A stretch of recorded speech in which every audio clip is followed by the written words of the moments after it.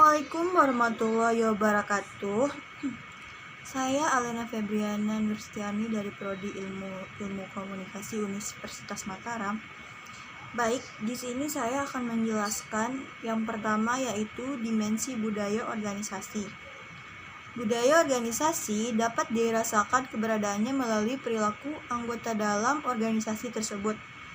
Hal ini dapat dilihat dari pola dan cara-cara berpikir, merasa, menanggapi, dan menuntun para anggota organisasi dalam mengambil keputusan, maupun kegiatan-kegiatan lainnya dalam organisasi. Robbins 2008 menjelaskan bahwa pelaksanaan budaya organisasi dapat dikaji dari dimensi budaya organisasi. Dimensi budaya organisasi yang tidak ditetapkan secara mudah, melainkan berdasarkan studi empiris.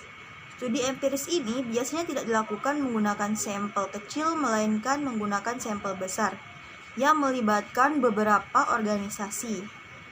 Hasilnya tidak ditemukan dimensi budaya yang berlaku secara umum, sehingga dapat ditarik kesimpulan bahwa memahami budaya organisasi melalui dimensi-dimensinya dapat menggambarkan budaya organisasi dari suatu organisasi tersebut. Seperti contoh lainnya dalam budaya organisasi ini juga bisa dilihat dalam kampus. Aturan kedisiplinan kampus bagi mahasiswa ilmu komunikasi ialah dilarang mempergunakan celana jeans dan model apapun. Larangan ini kemudian menjadi lantaran sebagai calon mahasiswa tingkah serta titah lakunya selalu menjadi contoh di kemudian hari. Yang kedua, budaya organisasi versus iklim organisasi. Secara definisi, iklim merupakan sebuah deskripsi atau gambaran tentang organisasi di mana pada suatu kondisi tertentu karakteristik itu bersifat sementara dan dapat berubah. Jika anggota berkehendak untuk mengubah, sedangkan budaya organisasi cenderung mengarah pada nilai, norma dan kepercayaan yang diyakini untuk anggota menjalankan tugasnya sehingga membentuk satu karakteristik tertentu dan akan bersifat lebih lama. Kedua hal tersebut, baik iklim maupun budaya, akan terdapat dalam sebuah organisasi. Dapat menjadi dua hal yang berbeda tetapi tidak dapat dipisahkan satu dengan yang lain, karena keberadaannya saling mempengaruhi seiring dengan pengaruh lingkungan organisasi, sehingga dapat disimpulkan bahwa iklim berangkat dari karakter masing-masing anggota yang kemudian berkembang dan mewarnai organisasi, meski dalam satu waktu tertentu dapat berubah seiring perubahan pada organisasi itu. Sedangkan budaya berkembang dari nilai, norma, dan keyakinan anggota yang kemudian meluas, sehingga setiap anggota organisasi memahami kondisi tersebut dan dapat bertahan dalam waktu yang lebih lama. Keduanya merupakan sebuah fenomena dalam organisasi. Misalnya, komunikasi juga harus memiliki standar-standar tersendiri. Dilihat dari dimensi ini, kita bisa melihat contoh bagaimana sebuah perusahaan menetapkan SOP terkait dengan proses interaksi antara karyawannya. Paling mudah misalnya adalah pengaturan pada saat menerima telepon. Beberapa perusahaan seperti rumah sakit misalnya mengharuskan etika komunikasi lewat telepon dengan tertata dan sesuai dengan standar yang ditetapkan. Yang kedua yaitu mengubah budaya organisasi. Lebih sulit untuk merubah budaya sebuah organisasi yang eksis daripada menciptakan budaya di dalam organisasi baru. Jika budaya organisasi telah ditetapkan, orang harus melepaskan nilai-nilai lama, asumsi, dan perilaku sebelum mereka belajar yang baru. Dua elemen terpenting dalam menciptakan perubahan budaya organisasi adalah dukungan eksekutif dan pelatihan. Dukungan eksekutif dalam organisasi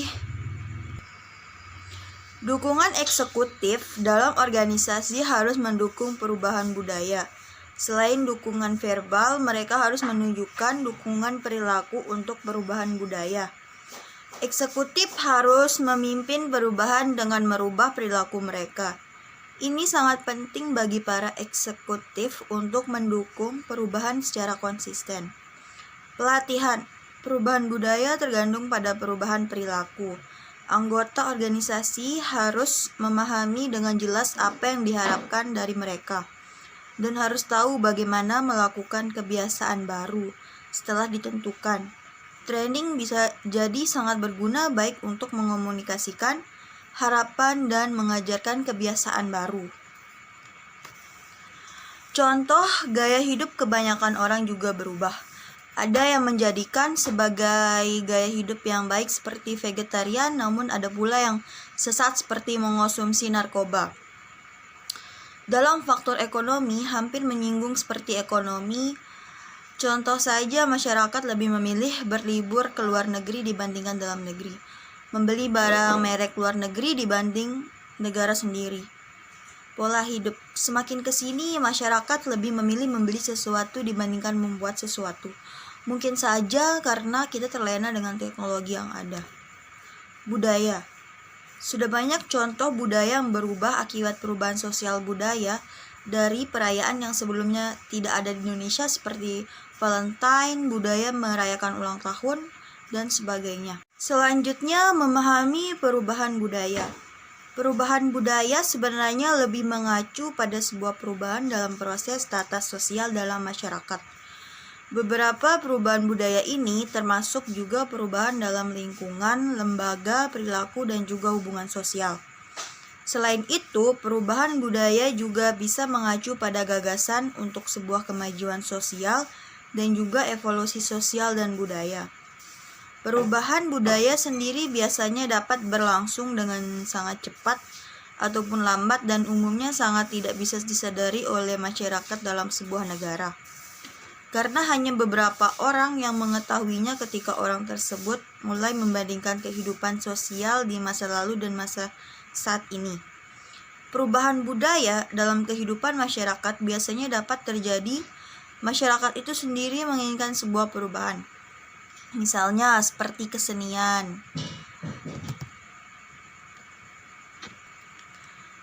Jelas yang namanya seni pasti bermuara kepada budaya. Kesenian merupakan satu kesatuan dari budaya.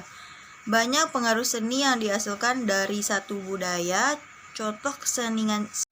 Selanjutnya, perubahan budaya melalui keunggulan bisnis. Perubahan dalam sebuah perusahaan adalah hal yang bisa dan akan terjadi, tetapi jika yang berubah adalah budaya perusahaan, maka hal ini dapat menjadi sebuah masalah. Pergolakan dapat terjadi di semua lini yang ada pada sebuah perusahaan jika perubahan dilakukan secara tiba-tiba. Tetapi ada beberapa cara yang dapat dilakukan untuk mengurangi resistensi yang terjadi pada saat perubahan budaya dilakukan. Perubahan budaya sebuah perusahaan tidak akan terjadi secara begitu saja.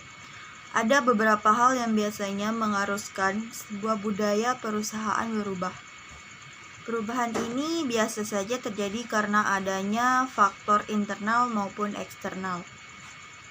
Sebelum kita melihat cara untuk mengurangi resistensi yang terjadi, ada baiknya kita telah dahulu hal-hal yang dapat menyebabkan perubahan budaya perusahaan, seperti proses bisnis dulunya dilaksanakan secara tatap muka antara konsumen dan produsen, dan di sana terdapat transaksi tawar-menawar, misalnya pasar. Akan tetapi sekarang dengan adanya jual beli via online, proses tawar-menawar jarang dilakukan lagi karena ketentuan yang telah ditetapkan pihak layanan tersebut. Kehilangan rasa saling mengenal dan silaturahmi antara konsumen dan produsen dengan adanya mall-mall seperti Carrefour atau yang sejenisnya, kita sudah kehilangan seni atau tradisi tawar-menawar. Karena di mall-mall tersebut tidak ada barang yang bisa ditawar. Apalagi dengan adanya PayPal, kita jadi kehilangan etika saling silaturahmi karena dengan adanya PayPal, kita bisa melakukan proses jual beli tanpa harus bertatap muka. Mengapa harus budaya yang berubah? Setiap masyarakat dan kebudayaan pasti akan berubah seiring dengan perubahan zaman. Hal ini dapat diperkuat oleh pendapat Rudito 1991 yang menyatakan bahwa perubahan pada masyarakat dibagi menjadi dua, yaitu perubahan fisik dan perubahan pengetahuan dalam masyarakat. Dalam perubahan fisik meliputi tingkat pertumbuhan penduduk yang sangat pesat, sedangkan di perubahan pengetahuan dapat berupa teknologi yang semakin berkembang dalam masyarakat tersebut. Terdapat beberapa faktor yang menyebabkan suatu kebudayaan, salah satunya adalah cultural conflict, kondisi di mana terdapat dua kebudayaan yang saling bertentangan. Dalam kondisi ini, suatu kebudayaan akan mengalami perubahan entah dengan cara asimilasi, yaitu percampuran dua kebudayaan yang berbeda sehingga menciptakan suatu kebudayaan baru. Biasanya dirumuskan dengan A plus B. Kapan budaya harus berubah? Perubahan budaya organisasi harus dilakukan sejak dini. Karena proses perubahan budaya akan memerlukan waktu lama untuk memberikan hasil. Semakin lama organisasi menunggu untuk menjalankan proses, maka semakin sulit tugas perubahan harus dilakukan karena adanya tantangan. Ketika dua perusahaan atau lebih yang mempunyai latar belakang berbeda bergabung dan konflik berkepanjangan di antara kelompok orang yang berbeda. Sedangkan ketika organisasi sudah lama dan cara kerjanya kokoh, maka menghindarkan organisasi dari menyerap perubahan. Dan ketika perusahaan bergerak menjadi industri yang secara total berbeda, dan saatnya melakukan penyelamatan organisasi. Model perubahan budaya. Yang pertama itu perubahan Victor Tan. Penilaian budaya, dua fase penilaian budaya. Pertama, menilai budaya organisasi yang sudah ada.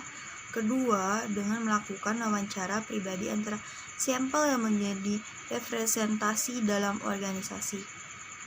Culture Gap Analysis, analisis kesenjangan budaya. Menyangkut analisis terhadap kesenjangan antara budaya organisasi yang sudah ada dengan yang diinginkan, melihat orang-orang, kebijakan, proses, teknologi, strategi, dan struktur organisasi. Dan cara lainnya adalah mendefinisikan hubungan yang hilang menjadi sumber daya mereka.